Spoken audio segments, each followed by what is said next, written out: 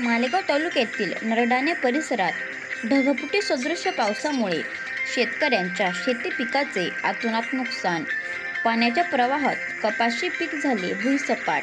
नरडाणे येथील श्री गोरख चैत्राम सोनवणे व श्री गजानन चैत्राम सोनवणे यांचा गट क्रमांक 2 च्या शेताजवळून वाहणाऱ्या जांभुळी नदी व सोनेरा लवण या दोन्हींच्या संगमाशेजारी असलेल्या गट क्रमांक 2 मधील सोनवणे बंधूंच्या कपाशी लागवड केलेल्या शेतात पाणी शिरल्याने अतिवेगाच्या पाण्याच्या प्रवाहात कपाशी पिकासह शेतातील माती मोठ्या प्रमाणात पूर्णतः वाहून गेली व पीक पूर्णपणे भुईसपाट झाली आहे.